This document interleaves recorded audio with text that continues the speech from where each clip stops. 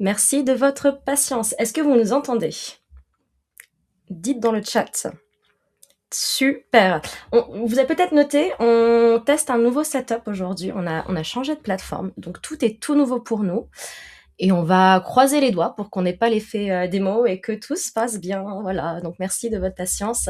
Merci d'être là avec nous aujourd'hui. On va parler design system, c'est notre premier office hours depuis la rentrée, depuis janvier. Et on a sorti une nouvelle fonctionnalité en décembre, juste avant les vacances, qui s'appelle Extended Collections, qui permet de faire du système multimarque. Et donc on s'est dit que c'était un bon sujet pour la rentrée. On va parler de ça avec vous aujourd'hui. Il y a moi-même. Pour ceux qui ne me connaissent pas encore, je travaille chez Figma depuis maintenant 3 ans en tant que designer advocate. J'étais designer avant. Maintenant, je passe beaucoup de temps à parler de design. Et je suis accompagnée de mon collègue Hugo, qui est lui aussi designer advocate, qui est dans le chat avec vous, qui me rejoindra pour les questions-réponses à la fin et qui, lui, nous rejoint depuis Londres. J'ai déjà vu qu'il y avait des gens qui discutaient de où est-ce qu'ils nous rejoignaient aujourd'hui. J'ai vu qu'il y avait des gens du Canada. Et Canada, c'est très tôt, donc bravo de vous être réveillés aussitôt. Merci beaucoup pour les feedbacks sur le chat, on me les prend en compte. Petit rappel du coup de la session, à nouveau on est sur un format un tout petit peu différent aujourd'hui parce qu'on teste la nouvelle plateforme, mais comme d'habitude tout va être enregistré et on va voir pour arriver à le mettre en ligne sur YouTube assez rapidement. À nouveau, on ne sait pas trop sous quel format on va récupérer le live stream, mais ça va bien se passer.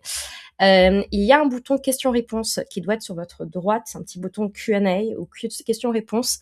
Plutôt que de poser vos questions dans le chat, posez vos questions là-dedans. Parce que du coup, vous pourrez les upvoter. Puis il y a une fonctionnalité qui fait qu'à la fin, on pourra les afficher sur l'écran, tout ça, tout ça. Donc, c'est mieux de le faire de façon intégrée. Et puis, comme d'habitude, soyez respectueux les uns envers les autres. Voilà. Au programme aujourd'hui, qu'est-ce qu'on va se raconter ?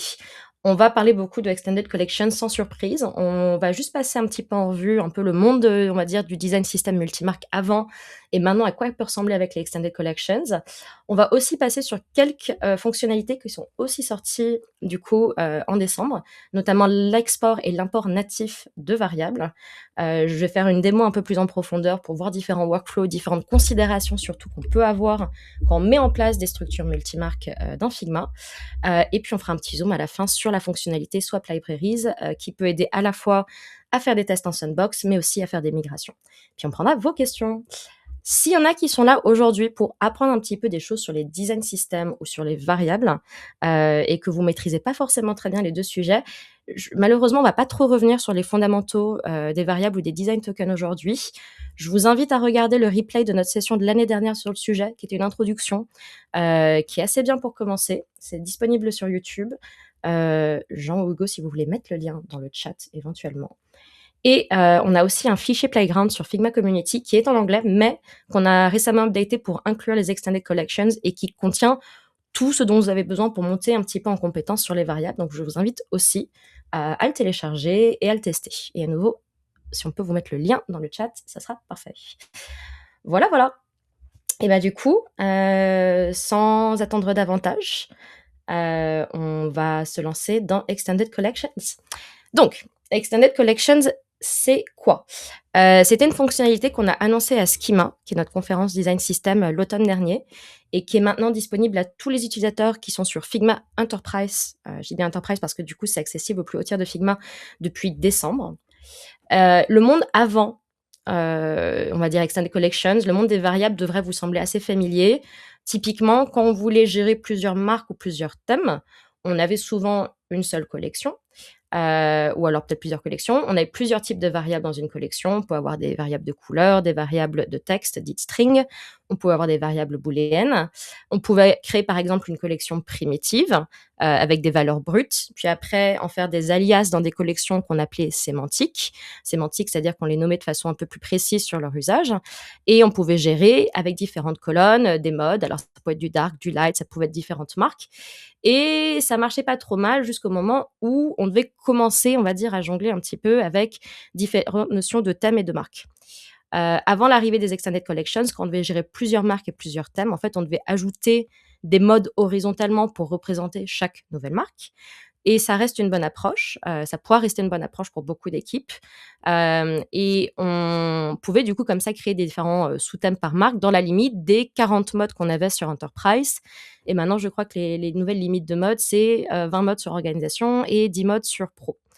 Mais travailler comme ça et créer des collections avec énormément de colonnes, ça pouvait poser des défis en termes de performance, de maintenance et puis de distribution derrière. Parce que si on regarde un petit peu plus près, il y a beaucoup de valeurs en fait, dans ce tableau qui sont identiques. La seule différence réelle entre mes brand A enfin ma brand A et ma brand B, en l'occurrence, c'est la brand color, rien d'autre. Les autres couleurs, danger, positive, warning étaient toutes les mêmes et en vrai, en tant que design system, généralement, on veut optimiser pour gagner en efficacité et en simplicité. On n'a pas forcément envie de créer et de maintenir des valeurs dupliquées si c'est pas forcément nécessaire, et du coup, l'effort de maintenance augmente, la performance, parce qu'on surcharge un petit peu le système, diminue et on peut se retrouver très rapidement, là c'est très simple, hein, mais avec une explosion de variables à l'échelle du design system. En fait, ce qui se passe avec les extended collections, c'est qu'on peut complètement changer la gestion du multimarque et du multithème. Donc, on peut consolider le design system. On utilise seulement les modes pour les vrais changements qui sont nécessaires. Par exemple, en l'occurrence, un thème light versus dark. Et c'est en fait la collection elle-même qui va gérer les overrides des marques.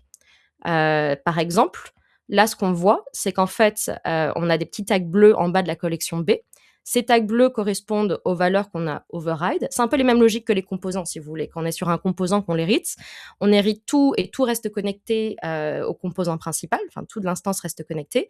Mais si je décide, par exemple, de changer le texte ou de changer une couleur, ça devient un override et du coup, on va plus hériter le texte ou la couleur du composant d'origine. C'est la même chose avec l'Extended Collections. On peut créer des overrides sur notre, du coup, Extended Collection. Le reste continuera à hériter de la collection originale, mais ces overrides resteront stables et du coup permettront de stabiliser des prises de décision très spécifiques à une marque. Et c'est assez utile pour un travail à grande échelle, c'est meilleur pour la performance. Ça va être meilleur, on va le voir, quand on souhaite importer, exporter ces valeurs pour travailler dans Figma ou pour les synchroniser avec le code également. Parce que du coup, nouvelle fonctionnalité qu'on a sortie en même temps que Extended Collection, c'est la possibilité d'exporter les modes depuis Figma. Donc on peut maintenant récupérer des fichiers JSON qui sont zippés avec les valeurs de vos variables et on peut exporter soit tous les modes d'une collection en une fois ou alors des modes individuels, je ferai une démo juste après. Et autre fonctionnalité qu'on a sortie, sur laquelle on reviendra en toute fin de live stream, c'est la possibilité aussi de faire le swap de librairie qu'on pouvait faire avant, mais seulement entre composants. Maintenant, on peut aussi faire ce swap de librairie entre variables. Donc, si je maintiens plusieurs librairies de variables en parallèle, qui sont structurées pareil, je vais aussi pouvoir swapper facilement d'une librairie à l'autre. Et il y a plusieurs cas dans lesquels ça peut être intéressant pour ce workflow.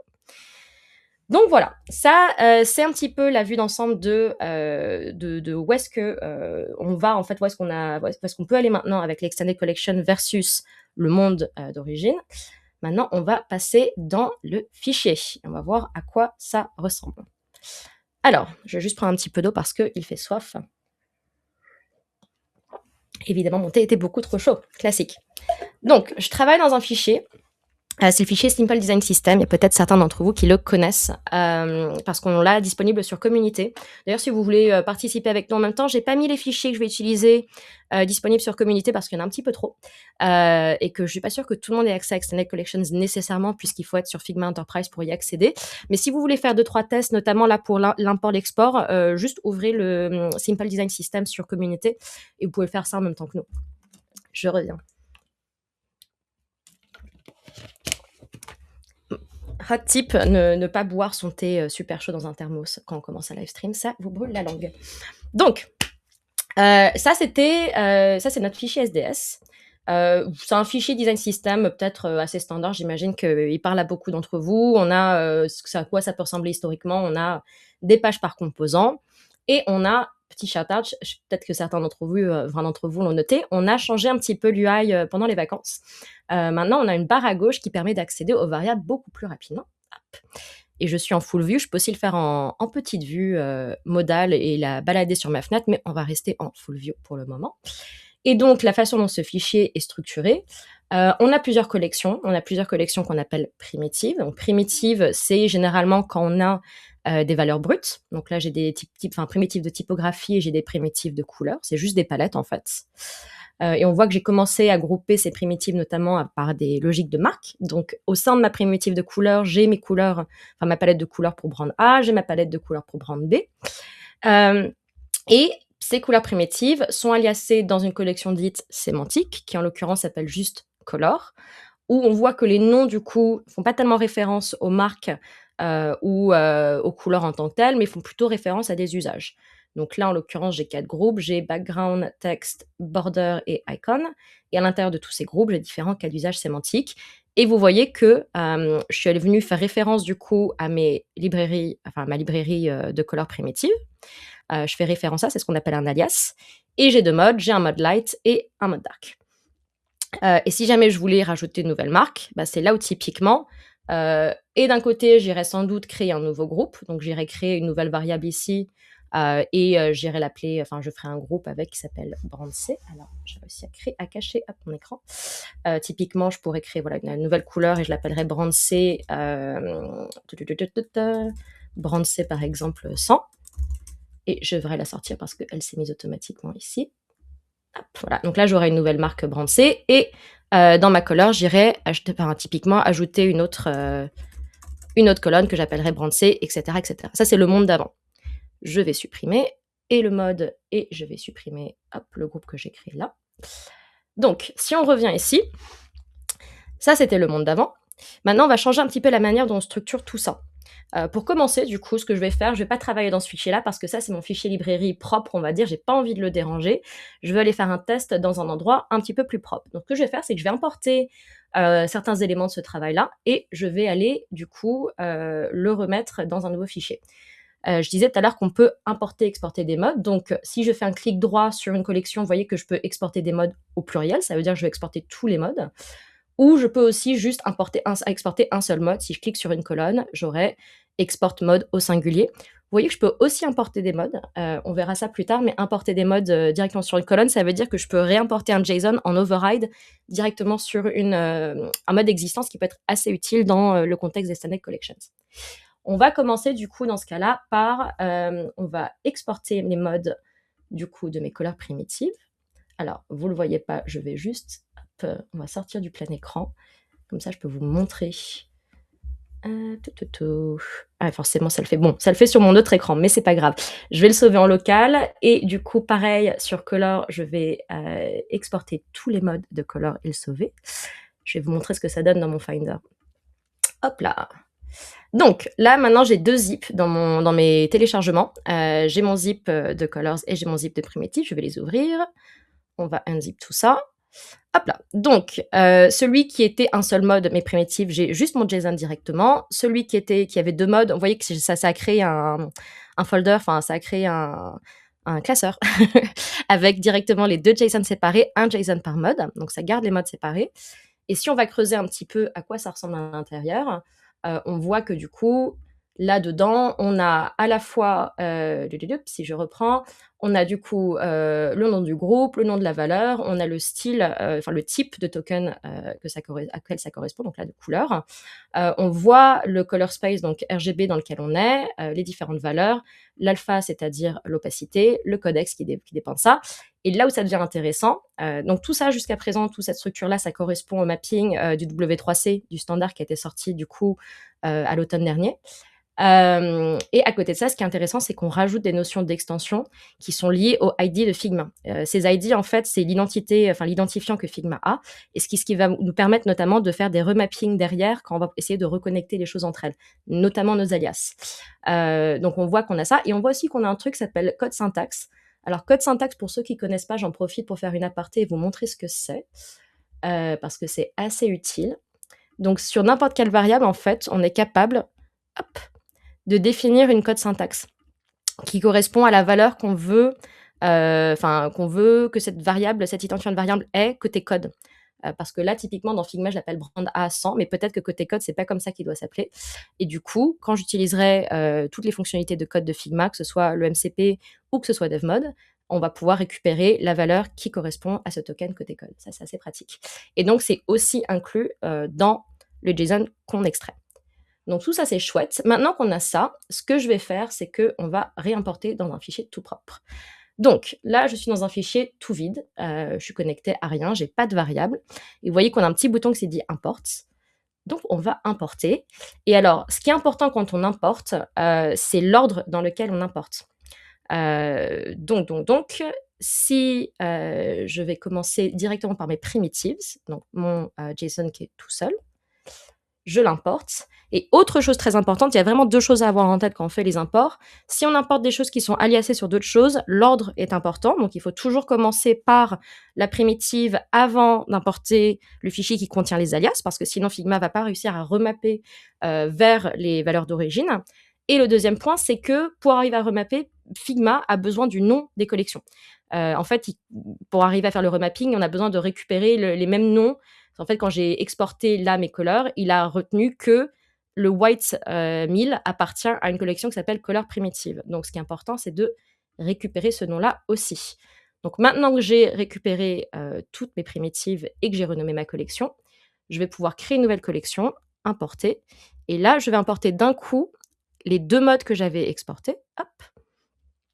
Et vous voyez qu'il m'a mappé complètement à ma librairie locale, aux primitives qu'on avait importées. On a tout récupéré. Bon, il m'a mis light en deuxième. Je vais repasser, je vais drag and drop les colonnes pour le remettre dans le bon ordre. Ça a changé mon mode par défaut. Et donc voilà, on a réussi comme ça à récupérer et à réimporter les JSON qu'on avait. Maintenant qu'on a récupéré notre thème de base avec ces modes light and dark, on va pouvoir créer une extension pour gérer cette nouvelle marque. Donc déjà, ça, je vais le renommer color. Hop, on a récupéré. Et donc ça, ici, sur la collection sémantique, je vais pouvoir extend cette collection et je vais l'appeler brand B. Et on voit effectivement que maintenant, cette collection dépend de ma collection color. Et je vais pouvoir override certaines valeurs juste directement depuis ma collection primitive. Donc par exemple, je dois avoir des valeurs brand, exactement. Là, c'est brand A. Et bien du coup, je vais pouvoir aller récupérer dans ma primitive que j'ai importée les mêmes valeurs pour brand B. Donc, je vais faire brand B 900, brand B 200. Et vous voyez qu'au fur et à mesure où je fais ça, ça va transformer du coup ces pilules d'alias en bleu. Et du coup, cette pilule bleue, ça veut dire que là, on est en train concrètement de créer des overrides. Et que si du coup, par exemple, mettons, je vais changer quelque chose ici, je vais changer ces valeurs-là. Je vais dire que maintenant, ça, c'est A900 et celle-là, ça va être A200.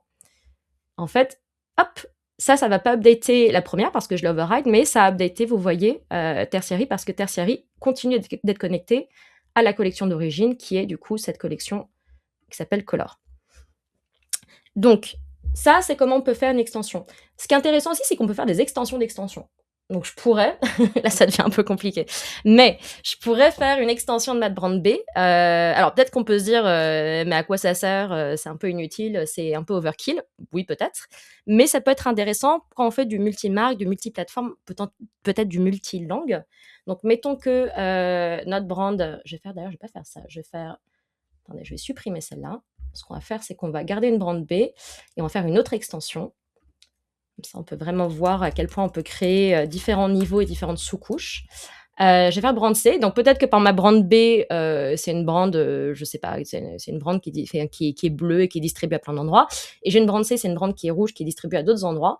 Et ben du coup, je vais pouvoir dire que ma brand C, peut-être qu'elle a des sous-spécificités qui sont liées à certains marchés. Donc, peut-être que je vais avoir une brand C pour Japan. Et peut-être que je vais avoir une brand C... Oups, pardon, je ne veux pas importer. Je veux extend.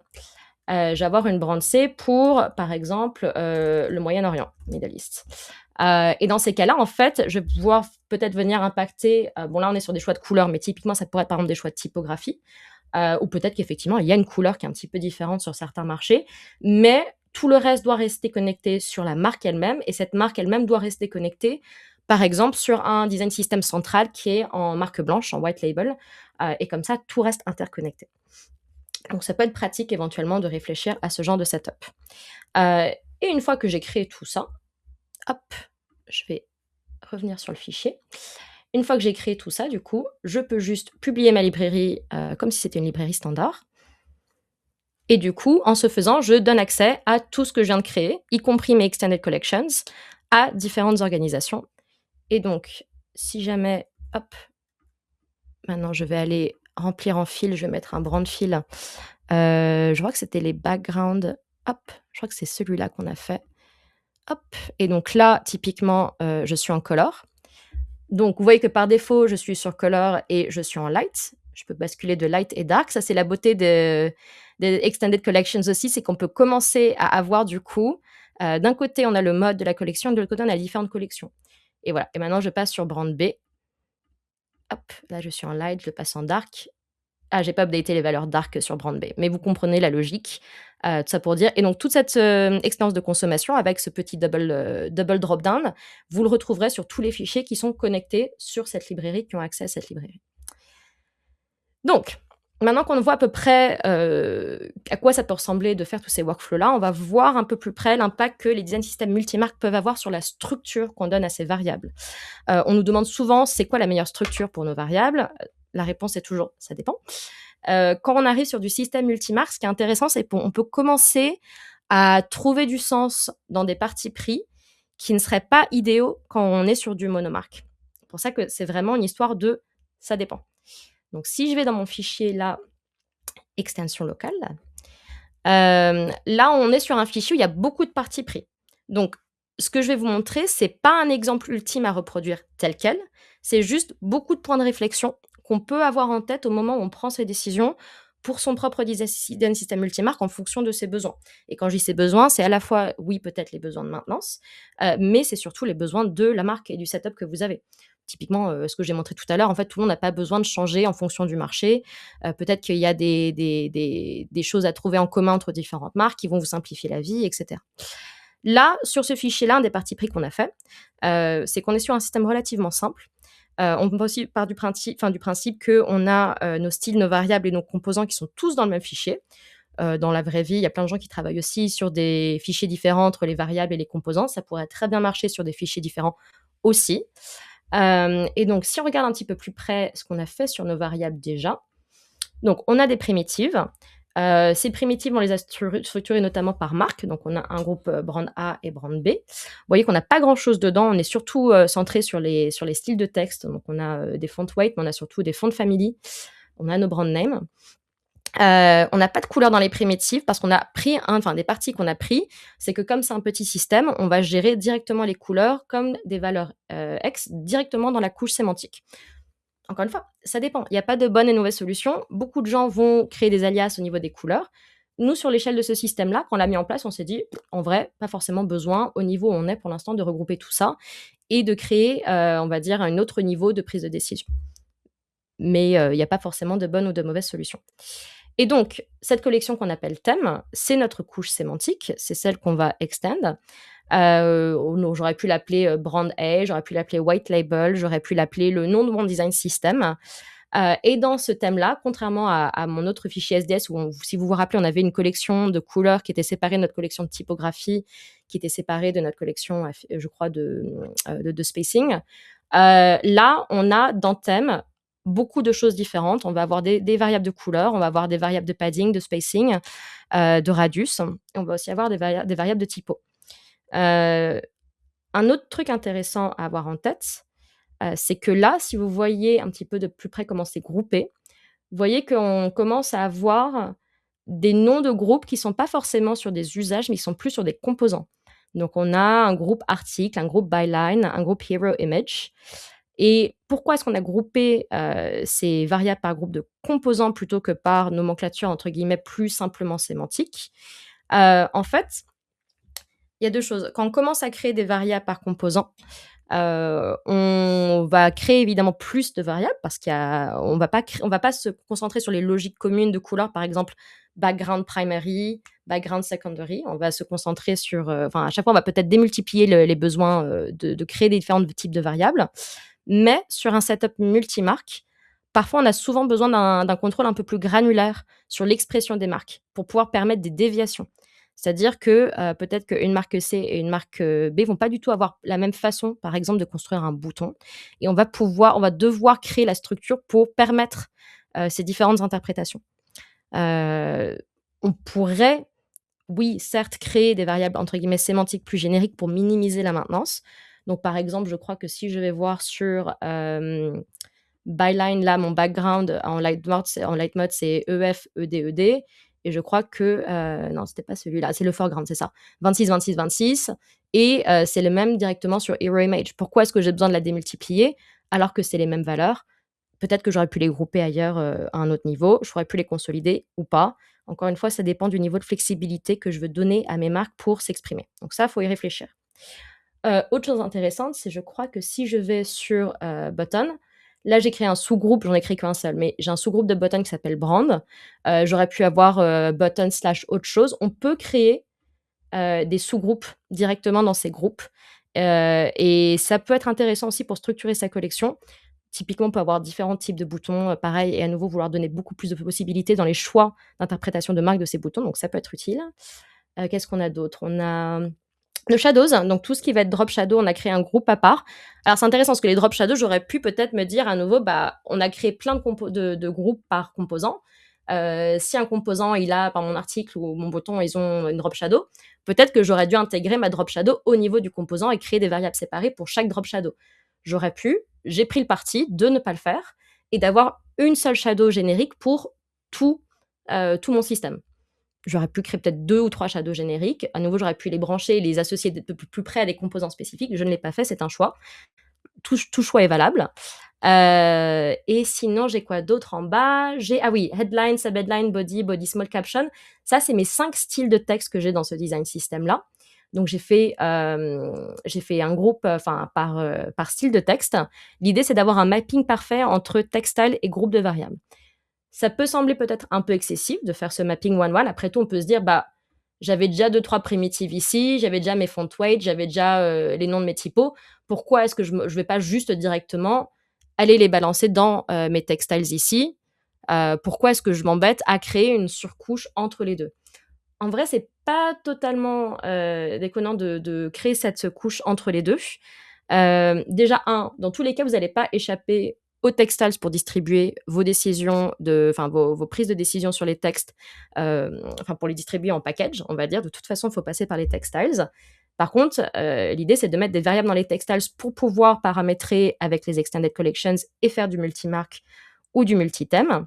Mais ce qui va être utile, c'est on va voir quand on va commencer à créer les déviations, quand on va créer différentes marques. Déjà, c'est utile d'avoir les trucs pré-packagés, mais aussi avec l'alias, en fait, les mécaniques d'alias. Si demain, je voulais dire, bah, en fait, je vais changer seulement, par exemple, je crois que dans le cas, on le verra tout à l'heure, mais dans le cas de brand B, j'ai 2 fontes différentes, là où sur brand A, j'en ai qu'une.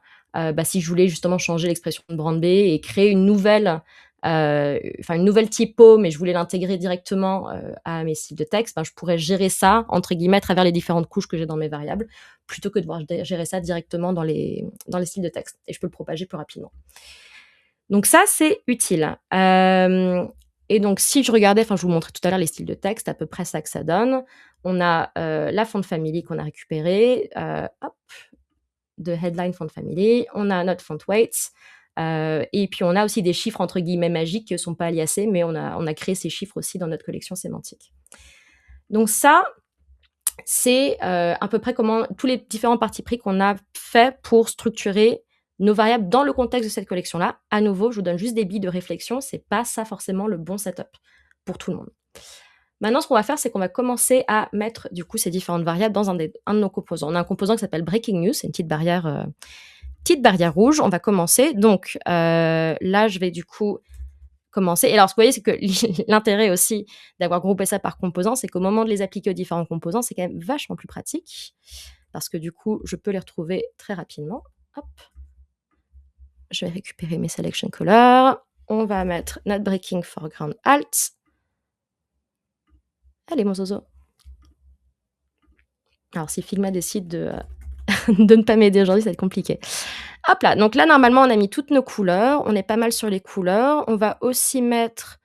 Normalement, on doit avoir du gap. On va aussi avoir du padding. Hop, et on va avoir des radius. Et donc là, normalement, on est à peu près full variabilisé. Je pourrais aller plus loin aussi et mettre... je pourrais mettre du texte. On va mettre, body small. Est-ce que si je vais là-dedans, hop, et que je vais directement... Je vais aussi pouvoir mettre body small là-dessus. On est pas mal. Donc là, normalement, on a tout variabilisé. Et du coup, en fait, l'idée, c'est que comme ces variables, elles sont, hop, c'est nos variables de thème et qu'on a déjà créé brand B, en fait, on peut déjà, d'ores et déjà, utiliser brand B. On a déjà setup, qui est déjà tout préparé. Vous allez voir qu'on va déjà avoir brand B, du coup, dans ce composant-là. Autre truc intéressant, icônes. Il y a pas mal d'équipes qui veulent pouvoir gérer les icônes en fonction des marques. Alors, c'est pas forcément ultra évident aujourd'hui, mais c'est possible dans Figma. Ce qu'on peut faire, en fait, pour gérer les icônes, on peut utiliser des text strings pour gérer les différentes variantes d'un component set. Donc, si vous avez vos différentes icônes dans une librairie, ce qui peut être intéressant, c'est de les grouper pour des usages particuliers par composant. Si vous savez déjà qu'il y a des icônes spécifiques qui vont être utilisées, qu'on ne va pas laisser les gens changer, enfin les utilisateurs changer pour mettre n'importe quelle icône. On peut faire déjà du coup des pré-groupes par set. Donc là, typiquement, je sais que sur Breaking News, pour brand A, ça va être un petit papier, pour brand B, ça va être un mégaphone, et pour brand C, ça va être un espèce de icône live. Et en fait, donc ça, sur mon component set, vous voyez que les variantes, elles s'appellent déjà hop, brand A, brand B, brand C. Et en fait, si on crée un text string qui a le même nom, donc ça, je vais le regarder. Hop. En fait, je vais vous montrer directement à quoi ça ressemble. Ce qu'on a fait du coup, c'est qu'on l'a connecté, il me semble directement, je ne vais pas dire de bêtises. Est-ce qu'on l'a connecté ici ou est-ce qu'on l'a connecté... Si, c'est ça, on l'a connecté à Brand. Donc, on l'a connecté à Brand, qui lui va du coup chercher Brand A Name. Et sur Brand B, du coup, ça va être remplacé par Brand B Name. Et en fait, derrière, c'est quoi? C'est juste Brand A et Brand B. L'intérêt de Brand A et de Brand B, c'est juste que ce nom-là, ce soit exactement le même nom que les différentes variantes de ce composant de set-là. Donc, en l'occurrence, là, il s'appelle Brand A. Je pourrais le switch en Brand B, Brand C. On va revenir sur Brand A. Et du coup, je vais l'attacher à une variable, qui est du coup ma variable Brand, qui s'appelle Brand A. Et à nouveau, quand on va changer du coup directement de mode, ou en l'occurrence d'Extended Collection, ça va swapper du coup ça pour la variante qui s'appelle Brand B. Donc là, normalement, on est pas mal du tout. Un autre truc sur les icônes, pour que le swap marche bien, juste un petit conseil. Ce qu'il faut faire, c'est quand vous importez un SVG, d'ailleurs, je crois que j'en ai un sous la main. Hop, je vais prendre au pif une pomme. Hop là. Donc, si vous amenez un SVG, il y a 2-3 manips à faire pour vous assurer que le truc ne casse pas. Parce que tous les SVG ne sont pas créés égaux. Donc, premier truc à avoir en tête, c'est qu'il faut bien aplatir. On va faire flatten. Si on flatten, là, on a juste un vecteur linéaire. Je veux pas un vecteur linéaire, je veux un outline. Donc, je vais outline stroke. Donc là, on a un vecteur. Il faut bien que tous les vecteurs soient un seul vecteur qui s'appelle pareil. Donc, en l'occurrence, je vais juste m'assurer qu'il s'appelle bien vector. Et si jamais je veux le transformer, bon, là, il est un petit peu grand, mais je pourrais peut-être mettre juste un pixel de chaque côté. Il faut absolument le mettre en auto-layout et bien s'assurer qu'il soit en fixed width sur la largeur que vous voulez. Et donc là, normalement, si ça, j'en fais un composant, là, cette icône-là, elle est prête à être swappée. Elle ne devrait pas casser quand je la swap avec d'autres icônes. Donc, hot tip, si vous voyez que vous avez des problèmes avec vos icônes, ça peut être lié à ça. Et donc, maintenant qu'on a fait tout ça, on peut aller voir directement ce que ça donne. Est-ce qu'on voit maintenant? Non, on va juste regarder un petit peu plus près avant de faire le test directement dans l'article. Les autres différences qu'on avait entre brand A et brand B. Là, ce que j'ai fait jusqu'à présent, c'est juste, j'ai intégré mes variables de ma collection principale. Je les ai juste mises dans tous mes composants. Les autres composants ont déjà d'ailleurs toutes leurs variables. Ils sont déjà tout propres. Mais mettons qu'on n'avait pas forcément créé déjà brand B, elle n'était pas forcément déjà mise en place.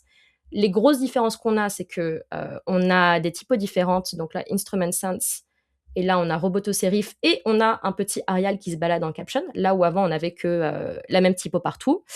Et sur la palette de couleurs, vous voyez que ce que j'ai fait des sticker sheets pour arriver un peu à mapper les grosses différences. Donc, on est sur une palette un peu plus jaune sur la brand B. On n'a pas exactement les mêmes couleurs sur notre composant Breaking News. À nouveau, ça peut sembler un petit peu overkill de faire tous ces sticker sheets. En vrai, déjà, il y a des plugins qui peuvent vous aider. Donc ça, c'est le premier truc à avoir en tête. Et puis deuxièmement, vous allez voir quand je vais faire la version un peu externe, en vrai, c'est assez utile quand on met les choses en place, quand on utilise, quand on doit jongler et mettre en place des nouvelles valeurs dans, soit nos primitives ou notre extended collection. Pouvoir faire, pipette rapidement, c'est pas forcément plus mal. Donc voilà. Donc vous voyez un petit peu qu'on a 2-3 différences, visuelles. Donc si je voulais juste vous montrer rapidement comment on a géré ces différences-là, notamment, hop, si je reviens sur mes variables, je vais le faire en plus petit, tiens. Je vous l'ai montré tout à l'heure, mais de l'utilité d'utiliser une couche sémantique, enfin une couche primitive séparée de la couche sémantique. En l'occurrence, là, ce qui était pratique, c'est que sur brand A, j'avais une seule font family. Sur brand B, on a vu que j'ai un petit Arial qui se balade. Et ben du coup, j'ai fait quoi? J'ai créé une autre variable juste pour Arial, qui derrière va venir en support plus tard, hop, de ma brand B. Alors là, du coup, c'est trop petit. On va reprendre un full screen. Si je vais sur Caption, hop, vous voyez que du coup, je fais appel à Font Family Alt. J'ai pas changé le font weight parce que lui, c'est le même, c'est du regular, mais j'ai pu override directement la Font Family. Donc voilà, donc là, j'ai tout mis en place à peu près. On voit que j'ai extended ma brand B. On voit qu'il y a plein de valeurs qui ont été overridées parce qu'elles sont toutes en bleu. C'était assez simple parce que du coup, j'ai utilisé ma sticker sheet. Il y a 2-3 valeurs qu'on voit qui n'ont pas changé, notamment ce que je disais tout à l'heure, les 2-3 chiffres, 2-3 paddings qu'on s'est dit, en fait, on va pas changer les paddings. Il y a 2-3 couleurs de basiques, neutres de composants qui n'ont pas trop changé non plus. Et donc, l'idée, c'est que maintenant que, d'une part, on a mis en place une collection principale et son extension, et qu'en plus, chaque composant a déjà les variables de la collection principale, maintenant, normalement, ça devrait pouvoir marcher. On devrait pouvoir swapper entre notre collection principale et notre extended collection. Donc, si là, hop, ça, je suis sur brand light, là, normalement. Donc là, c'est mon composant article qui contient tous mes autres composants. Je vais le passer sur dark. Là, ça marche. On est sur dark, on a les mêmes, on est content. Et alors là, je vais passer sur brand B. Hop, tada, et sur brand B dark. Et vous voyez que non seulement on a changé les couleurs, on a aussi changé les typos. Avec AutoLayout, tout s'est bien remis en place. Et notre composant Breaking News qu'on veut faire, et ben du coup, il y a tout qui a bien changé. On a des radius qui sont différents. On n'a plus de radius arrondi. La couleur a changé, l'icône a changé. C'est pas mal, hein. La typo a changé. Bref, on a réussi à avoir du coup cette fameuse extension. Je peux vous montrer à peu près à quoi ça aurait pu ressembler aussi si j'avais pas utilisé les sections, mais j'aurais pu avoir theme light et du coup j'aurais pu passer directement sur brand B, dark et light. Donc ça, c'est comment est-ce qu'on a réussi à faire une Excel collection, à minimiser la maintenance, à maximiser la performance, tout en pouvant du coup créer une infinité de marques. Ce qu'on va faire, donc là pour l'instant on l'a fait directement dans un seul fichier. Là où ça devient un peu intéressant, c'est quand on commence à le faire aussi dans d'autres fichiers. Donc ce que je vais faire là, j'ai un fichier. Je veux créer une brand C, mais je veux pas que cette brand C, elle soit dans le même fichier librairie que tout le reste de mes composants et tout le reste de mes variables. Peut-être que je veux l'avoir dans un fichier spécifique pour pouvoir le distribuer seulement à une partie de mon entreprise ou de mon organisation, ou peut-être juste je veux le faire dans mon coin. Donc, j'ai déjà commencé à mettre en place mes sticker sheets parce que j'ai à peu près déjà en tête, j'ai juste copié-collé, j'ai changé 2-3 décisions de couleur parce que j'ai déjà à peu près en tête là où je veux aller, j'ai changé les typos que je veux. Et ce qu'on va faire maintenant, c'est qu'on va la créer from scratch. Donc déjà, ce qu'on va faire, c'est qu'on va rajouter la librairie. Alors, je l'ai déjà, donc ça, c'est bien. Je suis connectée à ma librairie Simple Design System et à mes librairies extension locale, donc ça, c'est bon. Et donc là, normalement, si je vais dans mes variables, alors attendez, est-ce que j'avais oublié de tout reset avant le live stream? C'est possible, donc on va déjà tout supprimer. On va prétendre que vous n'avez rien vu. Donc, on a un fichier qui est tout propre et il est tout vide, c'est super. Et donc là, sur mon fichier, pour l'instant, ce fichier, il est tout vide. Et ce qui va se passer, c'est que je vais commencer par créer, du coup, une variable au pif. Si je crée une variable au pif, pour l'instant, je ne vois rien, je vois juste cette variable. Ce qui va être intéressant, il ne faut pas l'oublier parce que par défaut, en fait, vous allez voir que le petit filtre dans un fichier nouveau, il va seulement vous afficher les variables, les collections créées dans ce fichier.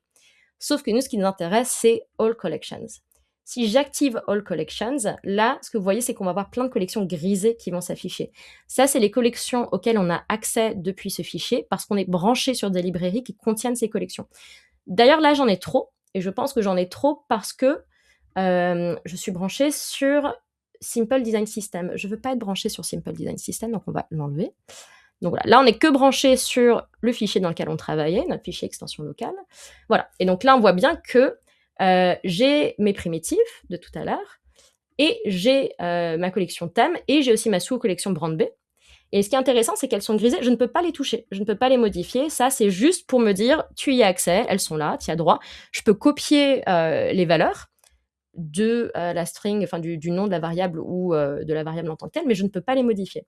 Par contre, ce que je peux faire, c'est que je peux les étendre. Donc là, ce que je peux faire, c'est que mon thème, je peux créer brand C. Et par contre, brand C, il est live dans cette collection et là, je vais pouvoir faire des overrides. Et donc, c'est là où ma sticker sheet, elle va devenir super puissante. C'est que je vais pouvoir, du coup, directement faire mes overrides avec la pipette et ça va être vachement plus rapide. On va faire ça ensemble rapidement. Pourquoi, je crois que j'ai déjà dit, hein, mais pourquoi est-ce que je voudrais avoir parfois des brands directement des extensions dans mon fichier d'origine, ou pourquoi est-ce que parfois j'aimerais que ces extensions vivent dans des fichiers externes? Il y a 2 raisons principales, peut-être que vous en trouverez d'autres. Moi, je vois que c'est soit je veux faire des expériences seulement ici sans perturber mon fichier design system central, ou alors, et je pense que c'est plus intéressant, effectivement, ce que je disais, je veux contrôler à qui cette marque-là va être distribuée. Et je veux pas que toutes les marques soient accessibles à tout le monde de façon égale. Par exemple, j'ai pas forcément envie que tous les gens qui ont accès à brand A ou à ma brand par défaut aient accès aussi à brand B. Je veux peut-être que ce soit des gens différents. Auquel cas, avoir dans des fichiers librairies différents, ça me permettra de les distribuer à des groupes ou à des workspaces différents au sein de mon espace Figma. Donc ça peut être intéressant de réfléchir à ça en fonction du modèle de gouvernance que vous souhaitez. Aussi parce que du coup, la maintenance peut être gérée par différentes personnes accessoirement. Donc, on va faire ça. Un petit truc qu'on va faire pour commencer. Un autre truc qui est intéressant sur le fait de créer des extended collections dans un fichier séparé, c'est que je peux aussi du coup créer des primitives qui vont être spécifiques à ce fichier et qui vont être séparés. Donc là, j'ai créé color, on va la supprimer tout à l'heure, mais ce que je vais faire plutôt, c'est que je vais créer font family. Et font family, ça va être Geist Mono, parce que c'est celle qu'on a là. Et en fait, maintenant que j'ai créé celle-là, je vais pouvoir du coup l'amener, hop, dans toutes. Donc on l'avait, hop. Je vais mettre directement dans Created in this file. Hop, voilà. Je vais créer font family. Et du coup, je vais pouvoir mettre ma font family directement pour ça, directement. Hop. Dans tous mes styles de texte. Alors là, on est parti, je vous préviens, si vous avez un thé sous la main, de l'eau, vous avez besoin de vous étirer, c'est le bon moment. Parce que là, ce qu'on va faire du coup, c'est qu'on va commencer à faire nos overrides. Alors, je ne sais pas si on va avoir le temps de tous les faire, mais donc là, c'est le moment ASMR de la session. Vous pouvez prendre un petit break. Je vais juste rapidement, hop, on va agrandir ça un petit peu. Et on va commencer à faire de la pipette. Ça va être super. Je vais commenter peut-être 2-3 trucs aussi accessoirement pendant que je le fais, mais on va vraiment faire beaucoup de pipettes. Donc, hop, pipette. Je vais peut-être le faire comme ça directement. Qu'est-ce qu'on va faire? On va faire du texte. Hop. Je vous ai dit, hein, là, ça va être la version longue. Donc, ce qui est intéressant avec les textes qu'on peut voir, c'est que là, toutes mes couleurs de texte, headline, caption, body, c'est les mêmes. En vrai, ce que j'aurais pu faire, il y a un monde dans lequel j'aurais pu créer une même teinte pour tout. Un peu de la même façon que j'ai fait là pour mon texte. D'ailleurs, on peut le faire rapidement si on veut. Je vais peut-être créer une nouvelle variable de couleur. Hop. Alors, je ne vois pas mes variables, c'est pratique. Variable de couleur, je vais l'appeler dark green.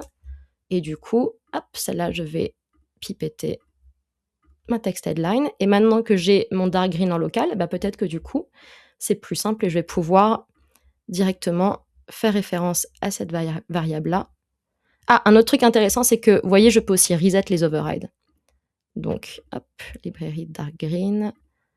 Je vais peut-être, hop là, dark green. Donc voilà, vous voyez qu'on peut aussi commencer à synthétiser un petit peu quand on voit qu'on a des choses qui s'overlappent. On a quoi d'autre? On a nos articles. background. Un autre truc qui est intéressant que vous allez voir, c'est qu'on a aussi cette fois-ci, contrairement à la collection précédente, on va avoir pas mal d'override sur des valeurs numériques aussi. Donc ça, je vais le faire à la mano. Là, on a du 24 et du 24. Je crois qu'on a 24 partout. On a 24 sur les radius aussi. Et à nouveau, en fait, j'aurais peut-être pu aussi, du coup, commencer à me simplifier la vie, à créer des valeurs en commun dans mes primitives locales. Mais je ne l'ai pas forcément fait. Donc, on a data, byline, background et foreground. On va faire ça. Hop, on va faire light mode, foreground light. Je vous ai dit, là, c'est le bon moment pour vous faire un thé. Hop, ça, 8, c'est pareil, 4, c'est pareil. Hero image, foreground et background. Ce qui est intéressant aussi, c'est que le choix de foreground, background, c'est ultra arbitraire. Hein. On n'est pas obligé, à nouveau, ça dépend, on n'est pas obligé de structurer ces variables comme ça. Nous, on l'a fait parce qu'on s'est dit que tous les contenus, que ce soit du texte, des icônes qui allaient être sur un background seraient de la même couleur. Mais il y a un monde dans lequel, pas du tout, en fait, et vous voulez que les icônes et les textes soient différents. Auquel cas, il faudra créer du coup 2 variables séparées. Peut-être que j'aurais eu hero image slash icône et hero image slash texte au lieu d'avoir juste une variable qui s'appelle foreground pour les deux. Un autre truc intéressant, c'est que là, sur mon hero image, j'ai une border. Et si vous vous souvenez, je vais vous remettre directement sur extension locale. Là, on n'avait pas de border en fait sur le système principal, sur ce composant-là. Du coup, comment est-ce qu'on se crée la flexibilité dans notre système pour se permettre, par exemple, des déviations de style border? En fait, ce qu'on a fait, c'est qu'on a un petit peu triché. Donc, sur la marque principale, sur le white label, on avait effectivement déjà créé une variable qui s'appelle border width, mais on l'avait simplement mise à 0. Donc, elle était appliquée sur le composant, elle est présente, mais elle a une valeur nulle, donc elle est invisible. J'aurais pu aussi créer une variable qui s'appelait border color et la mettre en transparente, enfin en blanc transparent complet.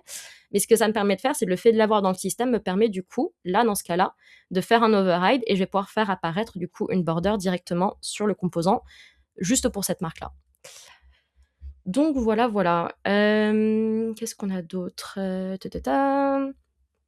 Je crois qu'on a la même chose sur le bouton. Je vais peut-être pas tous les faire parce que je pense qu'on va être parti pendant très longtemps. Je vais peut-être juste faire rapidement, du coup, breaking up. Salut. Oui. Est-ce qu'il y a des questions des Ouais. gens? Non, c'est juste parce qu'on a presque 15 minutes avant la fin. Mais on Alors, a presque je pense fini, que c'est promis. mieux de ne pas faire tous, mais juste pour représenter ouais, le grand Je style. demanderai je veux quand même qu'on voit un petit peu l'effet que ça donne à la fin. Hop, je pense qu'avec tout ça, on est déjà pas mal. On avait déjà remplacé les typos. Je vais peut-être juste faire. Ah oui, un autre truc que je voulais aussi shout out, c'est que là, donc, ce qu'on a vu, c'est que la typo, je l'ai replacée directement de ce que j'ai créé dans mes primitives.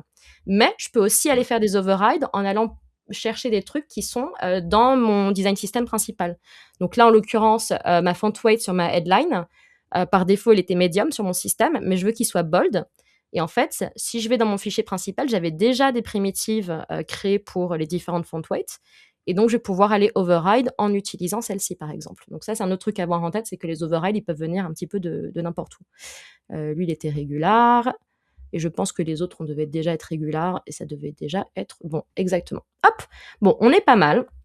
On n'a pas tout mis en place parce qu'on n'a pas exactement le temps. Mais vous voyez un petit peu l'intérêt aussi d'avoir des sticker sheets pour vous simplifier un petit peu la vie. Il y a sans doute aussi des combines à trouver avec des plugins. Donc, on a fait les fontes. Normalement, on est pas mal. J'ai pas changé les line height de tout parce que j'ai pas eu le temps. Donc, on va espérer que ça devrait marcher. Et du coup, maintenant que c'est prêt, donc là, on est sur... Hop. Pour l'instant, on est sur le thème principal et on doit être en light. Et vous voyez que du coup, maintenant, je peux à la fois récupérer ma brand B, que j'hérite du coup de ma librairie, et maintenant, j'ai aussi ma brand C. On est pas mal. Bon, on n'a pas tout fait, mais on a pu faire les typos, on a fait 2-3 couleurs, et du coup, j'ai la version dark aussi que je peux faire. Bon, je récupère encore le... j'ai l'impression, le... Hop. Non, c'est bon, c'est vert, exactement. Non, notre dark mode, il devait être vert, donc on est pas mal. On est pas mal. Bon, voilà. Vous avez à peu près l'idée de, du coup, comment est-ce qu'on peut faire des extensions à la fois sur le fichier local, donc dans votre librairie principale, mais surtout sur des librairies externes. Et là, du coup, ce qui va être intéressant, c'est que quand je vais la publier, du coup, elle va être disponible potentiellement à un groupe de personnes différentes de ma librairie centrale. Et donc ça, c'est intéressant. Ok. En, Et du coup, je disais, on a en presque fini. Ouais.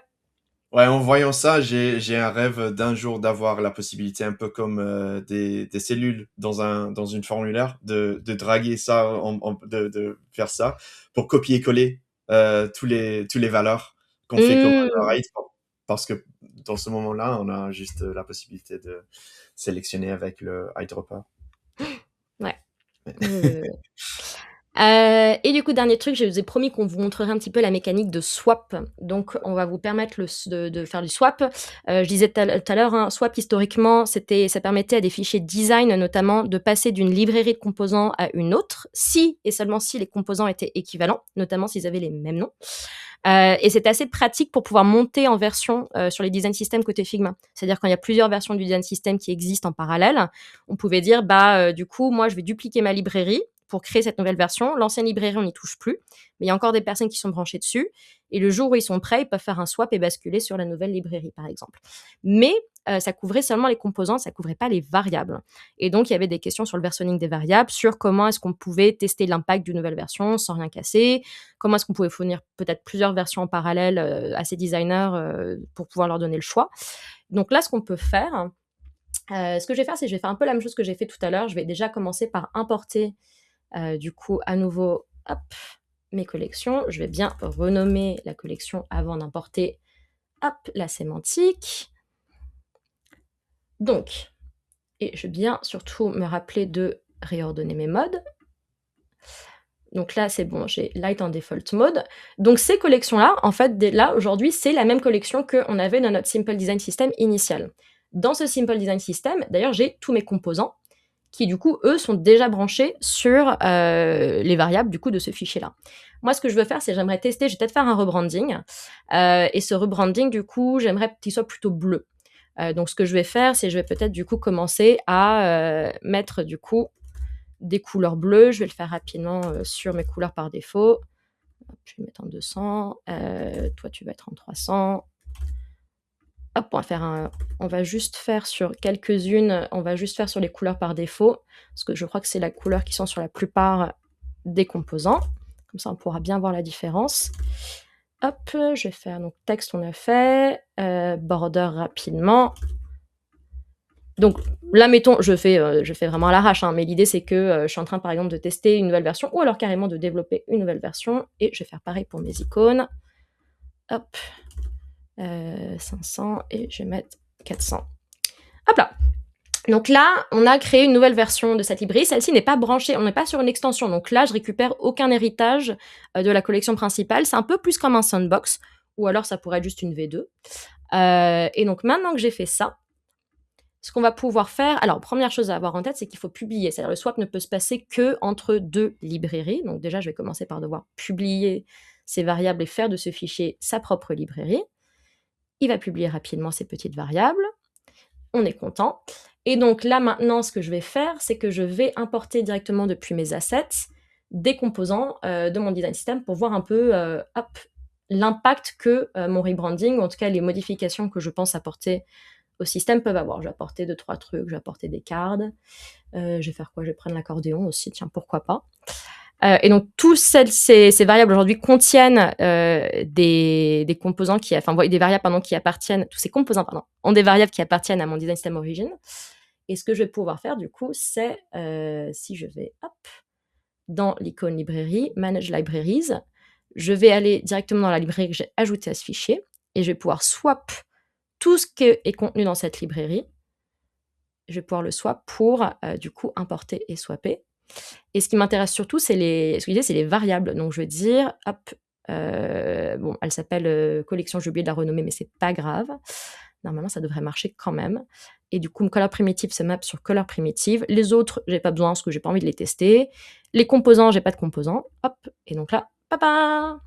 Et donc là, j'ai swappé complètement. Et vous pouvez imaginer effectivement que, par exemple, pour tester une idée de rebranding partiel, sans s'encombrer de la librairie originale ou juste pour pouvoir swapper un fichier design existant entre deux versions de la librairie, c'est assez utile. Ça peut être utile notamment en fonction du setup que vous avez actuellement. Parce que j'imagine, je vois venir des questions sur la migration, sur comment est-ce qu'on passe du monde actuel à ce monde-là sans casser les fichiers design qui sont déjà connectés sur les variables. À nouveau, c'est très it depends. Ça dépend de votre setup actuel, il y a pas une réponse pour tout le monde. Une des pistes possibles en fonction de votre setup, ça va être de passer par les swaps variables pour remapper les ID existantes vers l'ID, enfin un ID central. Donc voilà, donc c'est utile de l'avoir en tête et n'oubliez pas que vous pouvez seulement, faire du swap quand vous êtes entre 2 fichiers librairies différents. Voilà, voilà. Bravo d'être resté jusqu'ici. Il nous reste 5 petites minutes. On va passer aux questions-réponses. Rapidement, juste avant de passer aux questions-réponses, quelques petites ressources que je voulais vous partager. Hop, pour ceux qui se posent la question sur la fonctionnalité import et export natif, c'est bien de le faire à la main, notamment dans des cas où vous voulez juste créer des nouveaux fichiers. Si ce que vous voulez faire, c'est pouvoir faire des imports-exports vers le code et que vous êtes déjà sur Figma Enterprise, je vous conseille plutôt de regarder notre API REST qui permet d'automatiser la synchronisation entre les variables Figma et le code plutôt que de passer sur des trucs à la main. Et on a 2 live streams la semaine prochaine qui peuvent être intéressants si vous êtes dans les design systems. Les 2 sont en anglais. Il y en a un mardi qui va être très centré sur l'IA et notamment comment est-ce que les équipes de Boteam ont refacto leur DS pour le rendre AI ready et permettre à leurs développeurs d'aller beaucoup plus vite avec les outils de CodeGen. Et on a un autre live stream en anglais le mercredi prochain, je crois bien. On va voir les Head of Design de Bumble, HubSpot et IBM qui vont discuter en table ronde sur la valeur business des design systems. Je vous conseille de rejoindre. Et comme toujours, quand je fais un live stream sur les design systems, j'en profite pour faire un plug de la communauté Design System France. Il y a un Slack. Si vous googlez le nom, vous trouverez le lien pour rejoindre le Slack. Et venez nous y trouver. C'est une communauté très cool. Je crois qu'il y a un petit sondage qu'on va lancer, mais on va passer très rapidement du coup sur les questions-réponses en parallèle. Hugo, est-ce qu'il y avait des questions?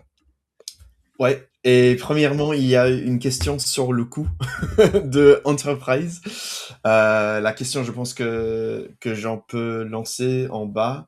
Ça, c'est le plus voté, une question de Eva. Mais je peux lire. Ouais, le coût de 90 € par mois pour entreprise est accessible pour les freelances. Est-ce que les Extended Collection vont accessibles pour le plan professionnel? J'ai quelques notes à ma côté, mais je sais pas si tu veux commencer avant ou... Ah bah, je pense qu'on a les mêmes informations. C'est-à-dire qu'aujourd'hui, en l'état, on n'a pas enfin, en tout cas, j'ai pas vu de discussion passée qui parle de donner Extended Collections, enfin, de le faire basculer sur le plan pro.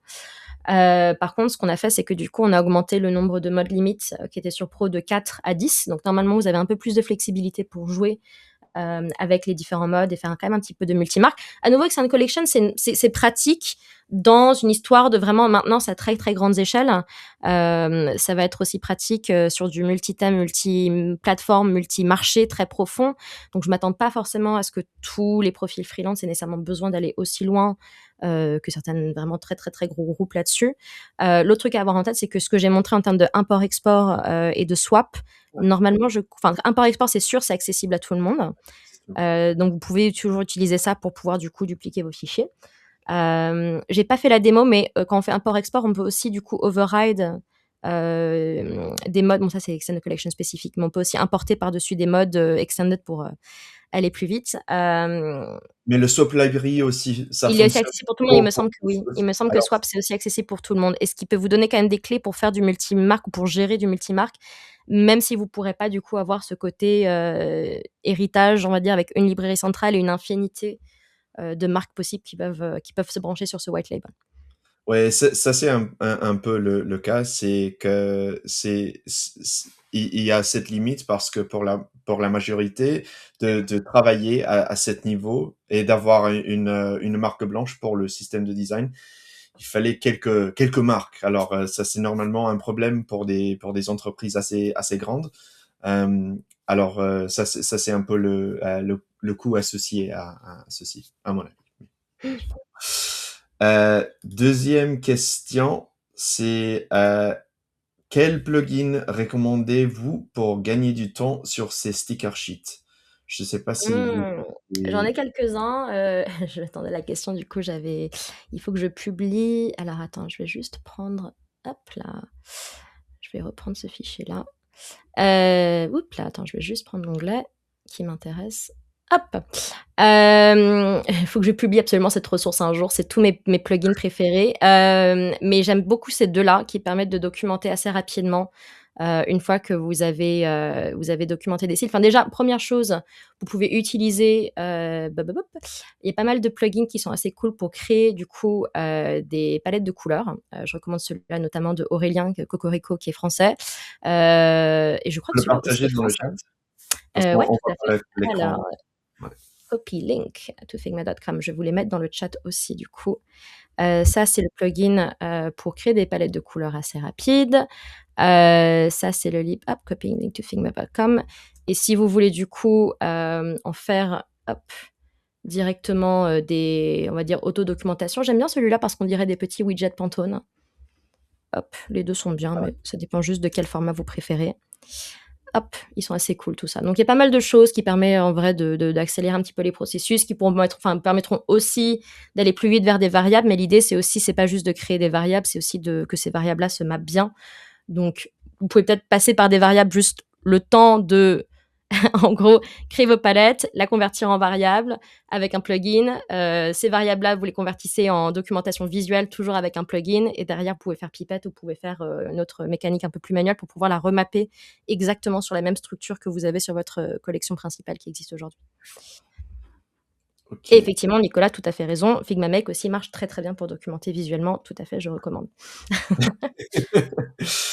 Et question finale, comment sont gérées les problématiques de dépendance induite par ces surcharges?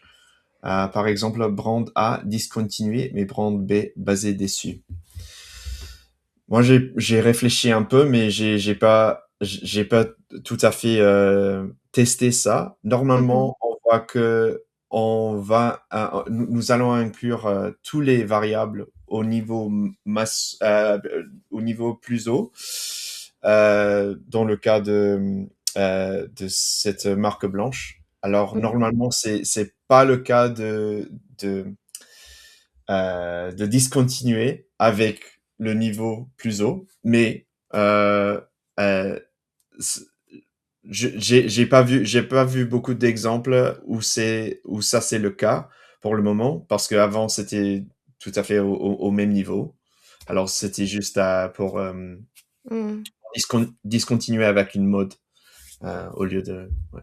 Je me suis posé la question aussi hier quand je réfléchissais aux questions que les gens pourraient poser. Et je me suis dit, j'ai un moment de me dire, quand je faisais notamment la démo de Swap Library, me dire, mais en fait, pourquoi est-ce que on pourrait pas juste utiliser les Extended Collections pour faire le versionning directement? Et en fait, c'est pas une bonne idée. Donc, je ne vous conseille pas de faire du versionning avec les Extended Collections. Et une des raisons, effectivement, c'est ça, c'est qu'en fait, le jour où on discontinue une collection, c'est pas clair comment est-ce qu'on fait la bascule entre une version et une Mm. autre. Ça peut paraître simple, mais en fait, pour déprécier une version de Extended Collection, ça va être très compliqué. Parce qu'en gros, soit vous voulez qu'une version soit verrouillée, mais en fait, si c'est la version extended qui est l'ancienne, bah, en fait, elle va continuer à hériter de la version centrale, donc ça va pas marcher. Ou alors, c'est la version centrale qui est discontinuée, mais du coup, en fait, vous pouvez pas faire vous pourrez pas faire la dépréciation propre et vraiment basculer la version B, entre guillemets, en tout cas la V2 sur la V1. Enfin, en gros, c'est pas une bonne mécanique de versionning. Si vous voulez faire du versionning, on continue de faire la recommandation qu'on a toujours, notamment sur les librairies de composants, qui est créer une librairie séparée. Et c'est là où effectivement le swap variables prend tout son sens. Et je pense que ça reste, en y ayant réfléchi, je reste assez convaincue, sauf à ce qu'on me prouve le contraire, ce qui est toujours possible, que pour faire du versionning, en tout cas, faut pas passer par Extended Collection. Extended Collection, c'est un système notamment pour faire du multi-thème, du multimarque, éventuellement du multilangue ou autre.